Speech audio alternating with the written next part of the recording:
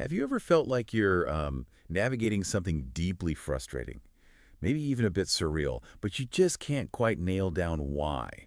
You know, that subtle sense that the world around you is maybe operating on a different kind of unwritten set of rules. Well, today we're diving into an incredibly unique framework. It offers a really powerful way to understand some of these modern experiences. We're exploring two recent articles. They're from the Cutting Edge Bibebibebibe Magazine, both penned by the intriguing Saikou Venga. Right, who we know is actually Dr. Melvin Sewell, M.Sc, Ph.D. Exactly. And the articles are The Camp Without Fences, Modern Containment as Ritual Architecture, and Sought the Sovereign Drift, Institutional Erosion, and the Myth of Progress, published just recently. End of August, start of September 2025. So our mission today, really, for you listening, is to unpack these fascinating concepts Dr. Sewell presents. Sometimes unsettling, maybe. Definitely thought-provoking. He proposes that many modern systems aren't just, accidental hassles. He calls them ritualized containment and systemic erosion.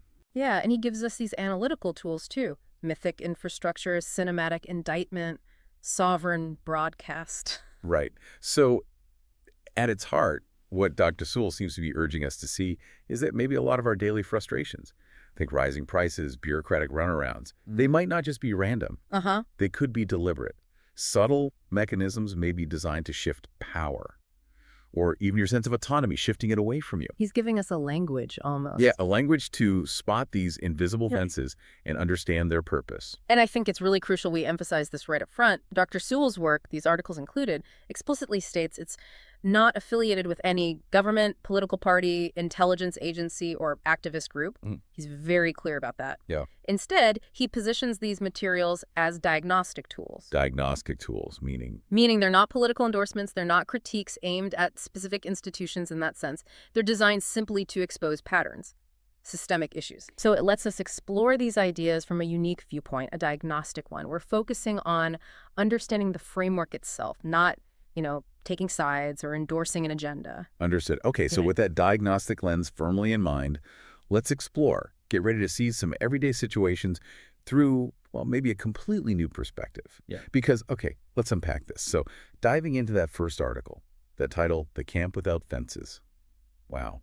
It really stands out, doesn't it? It does. It's provocative. What's the central idea Dr. Sewell is getting at with that image, and how does it tie into this ritual architecture? Well, what's fascinating here is how Dr. Sewell completely reframes things we often just accept as progress or even just, daily life. He suggests, and this is a direct quote, progress is the ritual mask of erosion. Wow. Yeah. And institutions don't evolve, they metastasize. Okay, that's good. That's a strong statement. Metastasize. It is. He's basically saying that what looks like growth, like advancement, might actually be a subtle, ongoing process of decay or breaking down. And this really sets the stage for understanding how systems that seem benign, maybe even helpful, can, in his view, function as containment ritual. Containment rituals. Mechanisms that, despite how they look on the surface, subtly restrict or control or diminish our individual sovereignty, our autonomy. Like unwritten rules or actions that keep you fenced in, but without actual fences. Exactly. That's the core of the camp without fences idea. It sounds almost cinematic, like you said before. The article opens with something pretty striking. A pre-scripted stranding in Japan, and something called the repatriation glyph, Echo Rift XX Mayan sequence. That does sound like a movie scene. What's Dr. Sewell describing here? How does this illustrate containment? Well, I think it is meant to feel cinematic because he's trying to reveal what he sees as the underlying script, This sequence describes a very specific event as a repatriation flight as containment ritual. So imagine someone stranded, feeling desperate probably. Okay. Then an offer comes along, a $90 agreement as bait for help. Bait, okay. Followed by a $202 offset as extraction. Extraction, not rescue. Right. Dr. Sewell doesn't see this as just a simple fee or a loan. He calls it a treasury siphon with no transaction trail. Whoa, no trail. Yeah. Reframing this debt, which maybe seemed helpful at first, as ritual erosion. A treasury siphon. That sounds like a hidden drain, doesn't it? Yeah. So for us listening, what does ritual erosion actually mean in this situation, practically speaking? Yeah, good question. Think of it like this. Someone offers you a lifeline, right? But it comes with this hidden cost. A subtle financial drain that leaves no official record. So it's not just paying a fee, it's framed as a mechanism that subtly siphons off your financial independence.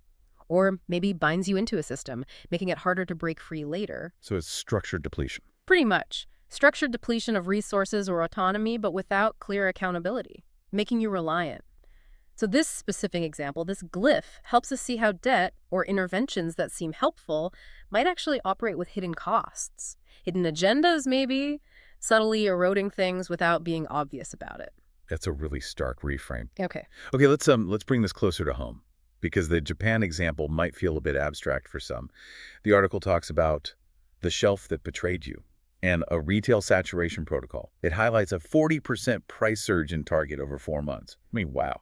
Many of us have definitely felt the pinch of rising prices lately. Oh, absolutely. So how does Dr. Sewell connect this everyday thing, going to the store, to containment? When he talks about containment glyphs, what exactly is a glyph here? Is it like a secret symbol? He describes this price surge situation as CPI camouflage versus lived erosion. Okay, explain that. So the official consumer price index numbers, the inflation stats, might say one thing, Right. but your actual experience, what you live, standing at the checkout counter, that tells a different story. That's the lived erosion. Yeah, the number on the receipt. Exactly. And for Dr. Sewell, a containment glyph isn't like a literal symbol carved somewhere. It's more like an invisible marker, a subtle signal embedded in everyday situations, like that sudden, maybe inexplicable price surge on basic goods. Yeah. It's not a physical wall, but it functions as a message from the system, designed perhaps to subtly influence your behavior or erode your stability. So here, those price hikes aren't just inflation in the usual sense. They're presented as a subtle, pervasive form of control, erosion through the marketplace. Signaling, he says, a message of displacement. You are not meant to stabilize here. Wow. Basically, making it harder for you to keep your economic footing, constantly pushing you off balance. It's like the shelves themselves are communicating Yeah. something. Kind of insidious. Okay, and what about something even more basic? Shelter. The article calls this the rent ritual. I mean, so many people are struggling with rising rent. How does something so fundamental become, as Dr. Sewell puts it, containment? Can you maybe paint a picture? What does that ritualized proximity collapse or sovereign erasure protocol actually feel like for someone living through it? Yeah, this really hits home, doesn't it? It's a profoundly human experience he's describing. So he talks about shared room saturation as ritualized proximity collapse. Imagine being forced into living situations where you have basically zero personal space, sharing rooms, maybe living with many others, not because you choose to, but out of sheer necessity. Right, the lack of options. There's a collapse of personal boundaries. Your private sphere just disappears. Then he frames a 100% income drain, where literally all your earnings go just to cover rent, as a sovereign erasure protocol. Sovereign erasure. Yeah. The idea is that when all your income is consumed just by the need for shelter, it strips away your financial self-determination, your ability to plan, to save, to be sovereign in your own life. So it's not just about losing the money itself. It's about losing control over your own life, your future. Precisely. And the lack of privacy, no autonomy that comes with that becomes what he calls a diagnostic crucible. A diagnostic crucible. What's that? Think of a crucible like a container used for heating things to very high temperatures, a testing ground. So a diagnostic crucible is like a pressure cooker situation, maybe deliberately designed not just to make you suffer, but to reveal your vulnerabilities, to test your resilience. Okay. It's a really challenging situation designed to reveal how much erosion you'll put up with. And he concludes this section with a really powerful statement. This isn't housing. It's a test of how much erosion you'll endure before silence. Wow. But you didn't go silent. You built myth. That quote, it's incredibly powerful. It really makes you pause. Think about how many people might be feeling that precise pressure right now. It definitely raises a tough question for all of us, doesn't it? Where do you draw the line between simply living and just enduring?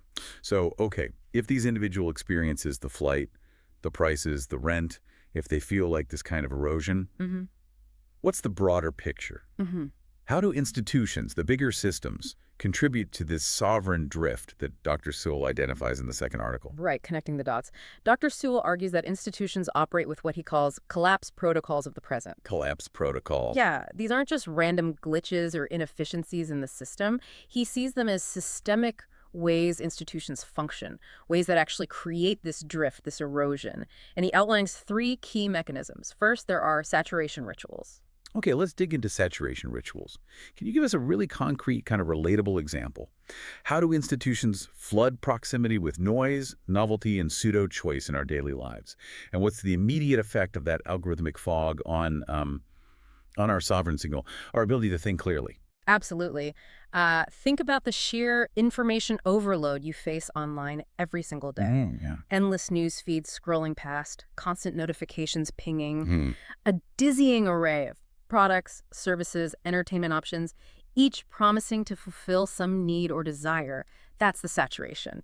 It just floods your cognitive space with noise, with novelty, and with what he calls pseudo-choice. Pseudo-choice. Meaning, often the options are so similar, or maybe there are just so many, that it becomes paralyzing instead of empowering. Right, analysis paralysis. Exactly. And the effect is what he calls algorithmic fog. It just drowns out your sovereign signal. Which is like my own inner voice, No. my clarity. Your internal compass, yeah. Your ability to think clearly, to make truly autonomous choices based on what you value, to discern what's genuinely important versus just noise. It just makes it really difficult to focus, to act with clarity and intention. That's a great way to put it. We've definitely all felt that. Too much information fog. Okay, so what's the second protocol? Second, he describes callback voids. This is where historical context gets erased, replaced by engineered amnesia and ritualized distraction. Engineered amnesia. Yeah. It's about a deliberate detachment from the past, where institutions might selectively forget or maybe obscure past events, studies, failures, even promises made, in order to control the present narrative and influence how we think about the future. Basically creates this historical vacuum. We lose context. And the third mechanism, what was that? And third, there's containment by classification. Okay. This involves mislabeling dissent as disorder, innovation as threat, and clarity as instability. So controlling the labels. Exactly. It's about controlling how we perceive and categorize information or actions. So if you challenge the system or offer a clear alternative, it's not seen as valid dissent or helpful innovation. It's reframed as disruption, as a threat, as disorder, something to be contained simply by slapping the wrong label on it. Which effectively neutralizes it. Right. It neutralizes anything that challenges the established system by reframing it negatively, making it seem dangerous or unstable. This makes it like innovation isn't always a good thing then. We usually think of innovation as inherently positive, progress for everyone. But Dr. Sewell's framework seems to suggest something darker, maybe? That's a really fascinating reframe he offers, isn't it? Yeah, he introduces this concept of weaponized advancement. So in this view, innovation can become just a euphemism, a nice-sounding word for tools of surveillance, extraction, and behavioral engineering. Wow. It stops being about progress for the individual, for you, and starts being about advancing systemic control. Like constant data collection.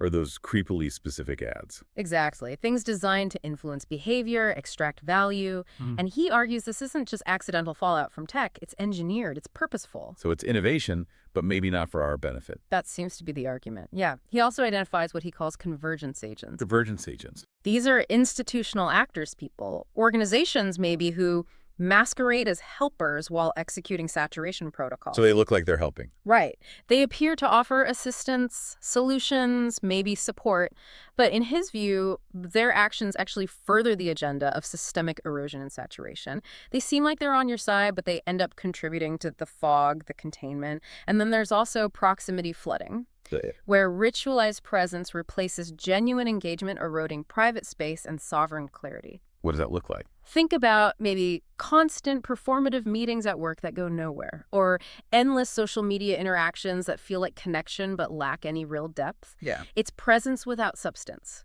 Yeah. And it eats into your private time, your mental space, your clarity of thought. It's hard to imagine, but the sources discuss these situations like living below poverty line yet targeted for further erosion. This is called a threshold ritual. It just feels like, well, once you're already at your most vulnerable, surely the system would, I don't know, pause or back off. But that's exactly the point Dr. Sewell seems to be highlighting here. He calls it a systemic refusal to acknowledge survival, where the ritual escalation is designed to collapse signal. Collapse signal, meaning like crush any hope to resistance. Perhaps. Or just make it impossible to even function, to send out a signal of need or existence that gets recognized.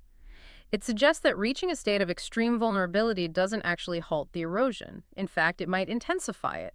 It's a threshold ritual, the erosion beyond poverty, indicating maybe a deliberate push beyond just keeping someone down, designed to further destabilize and diminish their capacity to even exist independently. That's bleak. It's like the system keeps turning the screw even when it seems like there's nothing left to take. Okay, this section on passports was also really striking. It mentions strategic delay and interest ballooning. Yeah. Using these as tools within what's called the passport trap, debt inflation as sovereign containment. I mean, most of us just see getting or renewing a passport as a bureaucratic hassle, right? Not a tool of containment. Right, but these seemingly mundane administrative actions are completely reframed here. Strategic delay and interest ballooning aren't just inefficiency. They become a ritual inflation protocol. Ritual inflation. And the outcome, maybe difficulty resolving the debt needed for the passport, becomes engineered disqualification. So when you're trying to sort out a debt, but the payment takes ages to process because of strategic delay, and meanwhile the amount owed just balloons because of interest, the offset timing, the moment the payment finally hits versus when it was needed, becomes a containment trigger. Preventing you from getting the passport, Exactly. And then passport denial itself is understood not just as an administrative decision, but as a sovereign exile glyph. It traps you. Wow. That's a powerful and frankly disturbing concept. It is, and the article's insight here is pretty profound. They didn't want the debt paid, they wanted it weaponized. Weaponized debt. But the payment was a rupture, and the broadcast is the indictment. So it shifts the whole perspective. It's not just about owing money anymore. It's about seeing debt as a potential tool of control, of containment, effectively preventing movement, isolating the individual. The culmination of all these experiences sounds incredibly intense. The article calls it the final saturation node. What does that actually look like? Yeah, this refers to a convergence almost, a series of intense, compounded experiences. Things like forced proximity, constant noise assault, humiliation theater. Humiliation theater. Yeah, public degradation maybe. Yeah. And even standing sleep, like extreme deprivation. Dr. Sewell frames these as extreme containment glyphs, all pushing an individual into what he calls a sovereign crucible. That crucible idea again, the ultimate pressure point. Right, a point of ultimate pressure and testing, where the system seems to be pushing you to the absolute limit, but the powerful statement that comes out of this speaks to resilience, to defiance. They want me erased, but I am the archive. I am the archive. And every ritual they deploy becomes my broadcast. That's incredible. It suggests this transformation, right? Yeah. Turning these intense, awful experiences into a form of resistance, into documentation, refusing to be silenced or erased. So, okay, what does this all mean then? If these systems are potentially engineered for erosion, as he argues, what's the path forward? What's the response, according to Dr. Sewell? Because honestly, hearing about all this can feel pretty overwhelming, maybe even a bit hopeless. That's a fair point. But this is where Dr. Sewell introduces sovereign defiance as diagnostic clarity. His work isn't just about pointing out the problems, the erosion, it's also about building a response. Okay. He positions his entire output, his articles, his films, everything as mythic infrastructure, cinematic indictment, and sovereign broadcast. Right, those terms again, what does that mean practically? He's basically saying that by accurately naming these systems, by diagnosing and exposing them, you build a kind of mental infrastructure, a framework for understanding. You create a public record, the cinematic indictment, and you transmit your understanding to others, the sovereign broadcast. So observation becomes resistance. Turning observation, turning clarity into an act of resistance itself, yeah. The article mentions this really intense example, someone surviving out of an office, working literally 24 hours a day without pay, building a website, and broadcasting mythic indictment. How does that specific story illustrate this idea of sovereign defiance? It sounds so extreme. It is an extreme example, absolutely, but it's a powerful illustration of turning that experience of containment, of erosion, into a tool for exposure. It's about refusing to be silenced, refusing to be erased, and instead using your personal experience, your own data points, however harrowing, to articulate and expose the system that created them.